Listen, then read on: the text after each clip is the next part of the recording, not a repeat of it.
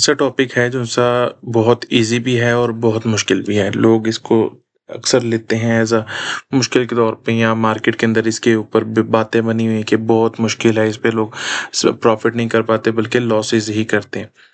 लोगों की असल में गलती लोगों की नहीं, असल वजह ये है कि 95% लोग ही ट्रेंड लाइन को हमेशा ड्रॉ ही गलत करते हैं या तो उसको ट्रेड ही गलत करते हैं। अगर हम ट्रेंड लाइन को देखें तो ट्रेंड लाइन ही सबसे ज़्यादा प्रॉफिटेबल सेटअप होता है, स्ट्रेटजी होती है। आप इस पे ट्रेंड लाइन पे प्रॉफिट कर सकते हैं अगर आपकी कमांड बहुत अच्छी है ट्रेंड लाइन के ऊपर। ठीक है, आज मैं ये हमारी फर्स्ट वीडियो है विजन आर्क ट्रेड्स की, टेक्निकल वीडियो, जिसके अंदर हम आज फर्स्ट शुरू कर रहे हैं ट्रेंड लाइन से। ठीक है, ट्रेंड लाइन के अंदर हम आपको बताएंगे कि ट्रेंड लाइन को ड्रॉ कैसे करते हैं, ट्रेंड लाइन के पीछे का लॉजिक क्या होता है, ट्रेंड लाइन के ऊपर काम कैसे किया जाता है, ट्रेंड लाइन फॉर्म क्यों की होती है और कैसे फॉर्म होती है। इस सब चीज़ के पीछे हम लोग आज टोटल लॉजिक आपको बयान करेंगे ताकि आप लोग जब उनके ऊपर काम करें और ट्रेंड लाइन को मार्केट के अंदर ड्रॉ करें तो आपको प्रॉपर एक समझ हो कि आप किस चीज़ को ड्रॉ कर रहे हैं और कैसे उस पर प्रॉफिट कर सकते हैं। बेसिकली दो टाइप की ट्रेंड लाइंस होती हैं। ठीक है, first one is bullish and second one is bearish. इस टाइप की दो टाइप की खाली ट्रेंड लाइंस इसमें बनती हैं, बेरिश एंड बुलिश। बेरिश कब बनती है और बुलिश कब बनती है, सबसे पहले ये हमें समझना है। आपकी जो बुलिश ट्रेंड लाइन होगी हमेशा अप ट्रेंड में बनेगी, जब ट्रेंड आपका अप होता है और वहां पे बनती है ये बेसिकली। और जो बेरिश रहती है, बेरिश आपकी कहाँ बनती है, बेरिश आपकी हमेशा डाउन में बनती है, डाउन ट्रेंड में हमेशा फॉर्म की जाती है और तैयार होती है। ठीक है, ज़्यादातर ये इस जगह पे बनती है, यहाँ तो इस जगह पे बनती है, यहाँ पे, यहाँ तो यहाँ पे, ये जगह पे, यहाँ यहाँ पे बनती है। वो कैसे बनती है वो मैं आपको समझाता हूँ। जैसे फॉर एग्जांपल मार्केट आपकी ऊपर से नीचे की तरफ आ रही है, ये बेरिश ट्रेंड है। मार्केट क्या करती है, यहाँ पे कुछ इस टाइप से मार्केट मूवमेंट देना शुरू करती है, साइडवेज आस्ते आस्ते ऊपर जाना शुरू करती है और उसके बाद ऊपर जाके यहाँ से मार्केट गिर जाती है और यहाँ पे एक ट्रेंड लाइन को फॉर्म कर रही होती है नीचे से, जिसके नीचे से स्ट्रीपली 45 डिग्री के ऊपर एक ट्रेंड लाइन गुजरती है, उसको हम इस तरह से लगाते हैं और ये बेरिश ट्रेंड में बनती है। इस तरह ही बेरिश ट्रेंड में एक और ट्रेंड लाइन बनती है जो कि कुछ ऐसे होती है। ठीक है, यहाँ पे जो वेज टाइप बनती है, वेज की शेप में जो ऊपर की तरफ निकल जाती है, इसको मैं समझाता हूँ ये आगे ऊपर क्यों जाती है या इसके पीछे का लॉजिक क्या रहता है। ठीक है, ये हमारी दो टाइप की बेरिश, बुलिश एंड दो टाइप की बेरिश ट्रेंड लाइंस है जो फॉर्म होती हैं, पैटर्न एक फॉर्म किया जाता है। इसी तरीके से बुलिश में भी इस तरह होती है, नीचे से आपका ट्रेंड जो है अप ट्रेंड होता है और मार्केट क्या करती है, कुछ इस तरह से फॉर्मेशन स्टार्ट कर देती है। कुछ इसको इसको हम फ्लैग भी बोलते हैं और ट्रेंड लाइन भी ऊपर से गुजरती है, इसको हम डिफरेंट नेम्स लोगों ने दिए हुए हैं कुछ इस टाइप से। और एक होती है बुलिश ट्रेंड में कुछ इस तरह, इसको बोला जाता है राइजिंग वेज। ये कुछ इस टाइप से बनती है, इसके नीचे पॉइंट्स होते हैं, टच कर रही होती है और वहां से ऊपर जाती है। इसको हम वेज कहते हैं, इसको बुलिश फ्लैग कहा जाता है, इसको हम बेरिश फ्लैग कहते हैं, वेज कहते हैं, और इसको हम क्या कहते हैं, बेरिश फ्लैग कहा जाता है। ये इसके पीछे मैंने आपको बताया कि चार टाइप की ट्रेंड लाइंस बनाई जाती हैं मार्केट के अंदर और क्रिएट होती है। इसके पीछे लॉजिक अब हम सब समझेंगे कि लॉजिक क्या होता है। अब लॉजिक हम समझने जा रहे हैं तो लॉजिक इसके पीछे एक लॉजिक, सिंपल सा एक लॉजिक है। मार्केट जब आपकी नीचे से ऊपर की तरफ आ रही होती है जो ट्रेंड लाइन को क्रिएट करती है, यहाँ तक तो आपको कुछ भी पता नहीं होगा कि मार्केट ट्रेंड लाइन बनाने जा रही है नहीं बनाने जा रही है, वजह क्या है क्या नहीं। ट्रेंड लाइन बेसिकली यहाँ से स्टार्ट होती है, बट आपकी जब फर्स्ट टाइम यहाँ से ब्रेक ऑफ स्ट्रक्चर करती है मार्केट अंदर के अंदर छोटे से इंटरनल स्ट्रक्चर में कुछ इस टाइप से, जैसे ब्रेक ऑफ स्ट्रक्चर करती है और मार्केट दोबारा इस ब्रेक ऑफ स्ट्रक्चर के अंदर आ जाती है, ब्रेक ऑफ स्ट्रक्चर की जो लाइन है इसके अंदर आ जाती है और मार्केट फिर नेक्स्ट क्या करती है, नेक्स्ट उधरी से दोबारा इस ब्रेक ऑफ स्ट्रक्चर को ब्रेक करते की लाइन को ब्रेक करते करते एक new break of structure create करती है कुछ इस तरह से। ठीक है, तो आपके ऊपर से देखें एक क्लियर ट्रेंड लाइन बनना शुरू हो चुकी हुई है। उसके बाद मार्केट फिर नेक्स्ट जब इस ट्रेंड लाइन को ब्रेक करती हुई, ये ब्रेक ऑफ स्ट्रक्चर की लाइन को ब्रेक करती हुई मार्केट दोबारा से ऊपर की तरफ जाती है और अपनी ट्रेंड लाइन को टच करती है, तो वहां से हमारा एक और टच गिना जा सकता है। उसके बाद मार्केट क्या करती है, दोबारा नीचे आती है और अगर ये ब्रेक ऑफ स्ट्रक्चर वाली लाइन के करीब घूम के वापसी अंदर आ जाती है, तो मार्केट आपकी इस तरह मूवमेंट दे जाती है और अपना ट्रेंड लाइन को पूरा स्ट्रक्चर को फॉर्म करके उस स्ट्रक्चर को ब्रेक भी कर जाती है। इसी तरीके से वेज भी कुछ इसी तरीके से क्रिएट होती है, बट वेज के अंदर ब्रेक ऑफ स्ट्रक्चर्स ज़रा थोड़े से कम रहते हैं, लेकिन होते ज़रूर हैं। जैसे फॉर एग्जांपल आपका पहला ब्रेक ऑफ स्ट्रक्चर ये रहेगा और वेज के अंदर बेसिकली ज़्यादातर एक या दो ही ब्रेक ऑफ स्ट्रक्चर होते हैं, उसी के अंदर मार्केट घूमती फिरती रहती है और उसके बाद ऑपोजिट साइड पे ब्रेक करके निकल जाती है। इसको हम ज़रा मार्केट के अंदर चेक करते हैं। जैसे फॉर एग्जांपल आपका ये गोल्ड का चार्ट चल रहा है, इसको हम 1 आवर पे एक दफ़ा शिफ्ट करते हैं। अब आपके सामने ये एक ट्रेंड लाइन बन रही थी। ये देखें,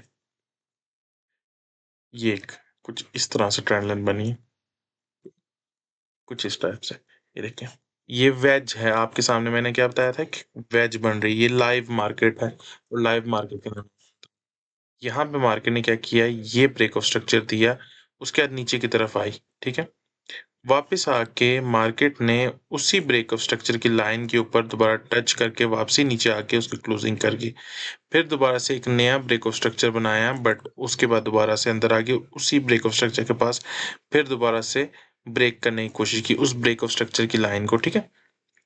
बट क्या हुआ, मार्केट दोबारा से अंदर आ गई और उसके बाद जब अंदर आई तो आप देख सकते हैं कि मार्केट अपनी वेज को ब्रेक कर रही है। और मैंने जैसे आपको बताया था कि मार्केट जब वेज राइजिंग वेज बना रही होती है, चाहे बेरिश हो बुलिश हो, उसके अंदर ज़्यादा से ज़्यादा एक या दो आपके ब्रेक ऑफ स्ट्रक्चर्स बन रहे होंगे, ज़्यादा ब्रेक ऑफ स्ट्रक्चर आपके नहीं बनते। जैसे कि आपको अभी मैं दिखा चुका हूँ, ये ब्रेक ऑफ स्ट्रक्चर की एक लाइन ये गुजर रही है और एक ब्रेक ऑफ स्ट्रक्चर की लाइन हमारी ये गुजर रही है, अगर आप देखें। और उसी ब्रेक ऑफ स्ट्रक्चर की लाइन में ज़्यादा से ज़्यादा मैं ब्रेक कर गया। और अगर हम ट्रेंड लाइन को देखते हैं, तो ट्रेंड लाइन भी अब यहाँ पे हम देख के आपको बना के दिखाते हैं। अब ये एक ट्रेंड लाइन है, ठीक है, कुछ इस टाइप से। अब इस ट्रेंड लाइन को देखें, पहला ब्रेक ऑफ स्ट्रक्चर ये हुआ, ठीक है, दूसरा ब्रेक ऑफ स्ट्रक्चर यही हुआ, ठीक है। अगर देखें वहीं पे मार्केट घूमी, उसके बाद दोबारा से आके उसी ब्रेक ऑफ स्ट्रक्चर की लाइन को जब टच किया और निकली उससे और ट्रेंड लाइन को टच करके आई, तो यहाँ पे हमारा एक पॉइंट कंफर्म हो गया। और उसके बाद नीचे आके एक न्यू ब्रेक ऑफ स्ट्रक्चर ना बनाते हुए मार्केट उसके अगेंस्ट चलेगी और ऊपर की तरफ चलेगी। ये ब्रेक ऑफ स्ट्रक्चर का लॉ पढ़ाने की वजह मेरी क्या बनी, अगर आपको कुछ लोगों को यहाँ पे पॉइंट्स ही काउंट करने नहीं आते कि ये फर्स्ट पॉइंट है, ये सेकंड पॉइंट है, ये थर्ड पॉइंट ये है, ये ब्रेक ऑफ स्ट्रक्चर की लाइन ज़रा हमें पॉइंट्स को गाइड कर देती है कि पॉइंट्स कहाँ पे हमने लगाने, कहाँ पे नहीं लगाने। 2-3 और आपको एग्जांपल्स बताता हूँ जिससे आपको समझ आ सके कि ब्रेक ऑफ स्ट्रक्चर की लाइन कैसे लगानी है। जैसे फॉर एग्जांपल अब ये एक मार्केट के अंदर ट्रेंड लाइन जा रही है, ठीक है। इधर मार्केट ने क्या किया, इस लेवल को ब्रेक ऑफ स्ट्रक्चर दिया, ठीक है। अभी कोई बंदा जो है रिटेलर्स हैं हम लोग, वो इसको भी टच मानेंगे, इसको भी टच मानेंगे, इसको भी टच मानेंगे, इसको भी टच मानेंगे और इसको भी टच मानेंगे, लेकिन ये टच वैलिड नहीं है। वैलिड टच कौन सा है कि मार्केट ये हाई लगाया, उसके बाद मार्केट नीचे आई, यहाँ से ट्रेंड लाइन को टच करके फिर ऊपर जाना शुरू की। ये जितना भी है, ये इसके बीच का इंटरनल स्ट्रक्चर है और इंटरनल स्ट्रक्चर को जब यहाँ पे ब्रेक ऑफ स्ट्रक्चर दिया, ये एक्सटर्नल स्ट्रक्चर में ब्रेक ऑफ स्ट्रक्चर दिया, तो मार्केट का फर्स्ट यहाँ पे गई, यहाँ पे फर्स्ट टाइम टच किया, उसके बाद मार्केट नीचे आके फिर यहाँ पे टच करके फिर नीचे गिरी है यहाँ पे। और ये अगर देखें तो ये रहा आपका ब्रेक ऑफ स्ट्रक्चर की वही सेम लाइन, जैसे इसने उस ब्रेक ऑफ स्ट्रक्चर की लाइन को टच किया यहाँ पे और यहाँ पे, ये आपका सेकंड टच बन गया। फर्स्ट टच ये रहा और सेकंड टच ये जितने भी अंदर के अंदर जितने भी टच थे, ये सारे के सारे हमारे इंटरनल स्ट्रक्चर थे। एक्सटर्नल स्ट्रक्चर कौन सा था, ये भी मैं आपको दिखा देता हूँ। इसमें हमारा एक्सटर्नल स्ट्रक्चर कौन सा माना जाता है, वेरी फर्स्ट पॉइंट पहला हमारा एक्सटर्नल स्ट्रक्चर होता है। उसके बाद मार्केट के अंदर जो वेज जो ब्रेक ऑफ स्ट्रक्चर बन रहा था, उस ब्रेक ऑफ स्ट्रक्चर में आपकी जो पहला पॉइंट होता है ब्रेक ऑफ स्ट्रक्चर देने का, उससे ऊपर वाला जो पॉइंट होता है उसको हम एक्सटर्नल स्ट्रक्चर मानते हैं। उसके दरमियान का जितना भी होगा उसको इंटरनल माना जाता है। ये ट्रेंड लाइन के पीछे का लॉजिक है। इसको ज़रा अगर हम प्रॉपरली समझें और इसके ऊपर अप्लाई इसको करना शुरू करें तो हमें एक अच्छा रिजल्ट्स इसमें मिल सकते हैं। हमें पता चल जाएगा कि मार्केट कब ब्रेक करने वाली है और कब ब्रेक नहीं करने वाली। जैसे फॉर एग्जांपल अभी एक एग्जांपल और आपको देता हूँ। ये एक एग्जांपल है, ठीक है? यहाँ पे वेरी फर्स्ट पॉइंट यहाँ से मार्केट स्टार्ट होती है। ये वे लेवल को चेंज ऑफ करैक्टर करती है छोटा-सा, ठीक है? और अगर आप देखेंगे आगे का करोगे तो वही लेवल वही पॉइंट को चेंज ऑफ करैक्टर की लाइन को टच करके मार्केट ऊपर गई है, तो क्या बना ये हमारा पहला पॉइंट। यहाँ से ब्रेक ऑफ स्ट्रक्चर दिया और अगर आगे आप ले जाओ तो उसी पॉइंट को टच करके नीचे अगर ट्रेंड लाइन पे आई तो दूसरा पॉइंट बन गया। उसके बाद ब्रेकआउट दिया तो यहाँ पे तीसरा पॉइंट यहाँ से अगर आप देखें तो नीचे तक आ गया, ठीक है? मार्केट यहाँ से घूम के दोबारा उस पॉइंट पे आई, थोड़ा-सा ऊपर गई, बाद में वापसी करीब जब पहुँची तो इसका मतलब यहाँ पे मार्केट ने ब्रेक कर दिया और हमारे कितने पॉइंट कंफर्म हो गए? पहला पॉइंट, दूसरा पॉइंट, तीसरा पॉइंट, चौथा पॉइंट। ये रहे हमारी टोटल ट्रेंड लाइन का इसके पीछे का लॉजिक। आगे चल के हम जब ये वेज के भी आपको चीज़ें मैंने समझाई कि वेज के अंदर कितने ब्रेक ऑफ स्ट्रक्चर्स बनते हैं और किस तरीके से पॉइंट्स को हम कैलकुलेट करते हैं।